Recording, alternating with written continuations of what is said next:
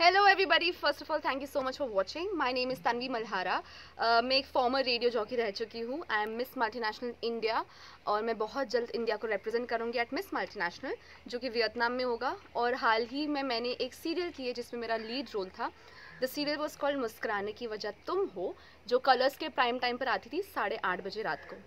I think अगर मैं अपनी जर्नी के बारे में बताऊँ कि कैसे मुझे ये रोल मिला, क्योंकि इट्स वेरी इंपॉर्टेंट क्योंकि मैं एक जलगांव की लड़की हूँ और आई वांट कि जितनी भी लड़कियाँ छोटे शहर से उन्हें पता चले कि अगर मैं कर सकती हूँ तो legit in like genuinely honestly कोई भी कर सकता है. अगर आपको एक्चुअल में आपके ड्रीम्स है और आपको उनको अचीव करने में बिल्कुल मतलब आप में कॉन्फिडेंस भी है, तो एक छोटा सा मुझे लगता है हर एक इंसान के लाइफ में एक पर्पस होता है. तो मेरा आप अगर इंस्टाग्राम भी देखोगे तो मेरा पर्पस है टू मेक पीपल स्माइल. मतलब मुझे लोगों के चेहरे पर मुस्कुराहट लानी है. मैं बहुत सेल्फिश हूँ उस मामले में. मतलब अगर मैं स्टेज पर भी जाऊँगी, कैमरे के सामने आऊँगी, तो मुझे चाहिए कि लोग जैसे ही मुझे देखें उनके चेहरे पर मुस्कुराहट आए. तो मेरी पहली सीरियल थी उसका नाम मुस्कुराने की वजह तुम हो. जब मुझे पता चला कि इसके लिए मैं ऑडिशन कर रही हूँ तो मुझे ऐसे लगा, अंदर से आवाज़ है कि ये रोल तो मुझे चाहिए ही चाहिए, क्योंकि I felt it was really made for me. Audition का सफ़र बहुत ही मुश्किल होता है. अगर आपको ऐसा लग रहा होगा कि तुरंत आपको रोल मिल जाएगा, भले आप मिस इंडिया ही क्यों ना हो, तो ये बिल्कुल रॉन्ग है. आपको बहुत मेहनत करनी होगी. जब मैं ऑडिशन इसके दे रही थी तो मैं बहुत बार मुझे कॉल आते थे कि आप आओ ऑडिशन दो, लेकिन कभी सिलेक्ट नहीं हुई. ऑलमोस्ट सिलेक्ट होती थी हर रोल के लिए, फिर सिलेक्ट नहीं होती थी.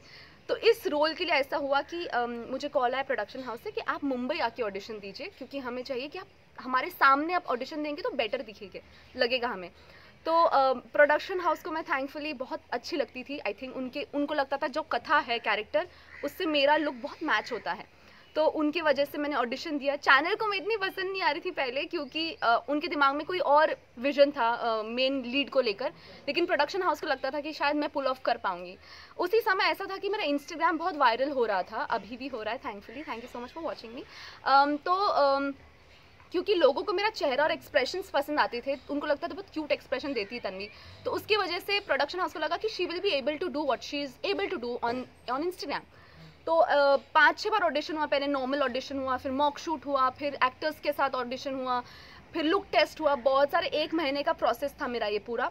और उसके बाद में मैं बस इतना सा अपना छोटा सा बैग लेकर गई थी, 2-3 कपड़े ले गई थी, और वो ही लेकर मैं अब तक वहीं हूँ. मतलब मैंने कभी घर ही नहीं आई. उसके बाद पहली बार 7-8 महीनों में मैं पहली बार जलगांव आई हूँ और बहुत सही लग रहा है. अगर मैं सीरियल की बात करूँ तो सीरियल में मेरा मेन कैरेक्टर था कथा चिंगनी. क्योंकि लोगों को मेरा चेहरा और एक्सप्रेशंस पसंद आते थे, उनको लगता था बहुत क्यूट एक्सप्रेशन देती है तन्वी, तो उसकी वजह से प्रोडक्शन हाउस को लगा कि she will be able to do what she is able to do on Instagram. तो 5-6 बार ऑडिशन हुआ. पहले नॉर्मल ऑडिशन हुआ, फिर मॉक शूट हुआ, फिर एक्टर्स के साथ ऑडिशन हुआ, फिर लुक टेस्ट हुआ. बहुत सारे 1 महीने का प्रोसेस था मेरा ये पूरा. और उसके बाद में मैं बस इतना सा अपना छोटा सा बैग लेकर गई थी, 2-3 कपड़े ले गई थी, और वो ही लेकर मैं अब तक वहीं हूँ. मतलब मैंने कभी घर ही नहीं आई. उसके बाद पहली बार 7-8 महीनों में मैं पहली बार जलगांव आई हूँ और बहुत सही लग रहा है. अगर मैं सीरियल की बात करूँ तो सीरियल में मेरा मेन कैरेक्टर था कथा, और मेरा एक्सपीरियंस ऐसा था कि मुझे कुछ नहीं आता था सीरियल. मतलब मुझे एक्टिंग बिल्कुल भी नहीं आती थी, क्योंकि मैंने कोई प्रोफेशनल एक्टिंग सीखी नहीं थी. बस एक कॉन्फिडेंस था कि मैं कर सकती हूँ. और क्योंकि NSD में नेशनल स्कूल ऑफ ड्रामा में सिलेक्ट हुई थी, लेकिन मैंने किया नहीं, तो मुझे ऐसा कॉन्फिडेंस था कि अगर मैं नेशनल स्कूल ऑफ ड्रामा में सिलेक्ट हो सकती हूँ तो मुझ में कुछ तो है, मतलब कॉन्फिडेंस और एक्टिंग का कुछ तो होगा. पर मेरे डायरेक्टर्स और मेरे एक्टर्स और मेरे प्रोडक्शन हाउस ने मेरे पे इतना काम किया, मेरे लिए एक्टिंग कोच लगवाया. आपने चक दे इंडिया देखी होगी, विभा मैम, वो मेरे साथ 2-3 हफ्ता थी. उन्होंने मुझे एक्टिंग का सब कुछ सिखाया. मेरे को एक्टर्स ने मुझे सब सिखाया. मुझे ये भी नहीं पता था कि देखना किधर होता है. मतलब कैमरा अगर मेरे सामने है तो मैं डायरेक्टली कैमरा में नहीं देख सकती हूँ. आप कैमरा में कभी नहीं देख सकते. भले मैं कैमरा में देख रही हूँ, लेकिन जब आप एक्टिंग कर रहे हो आप कैमरा में नहीं देख सकते कभी.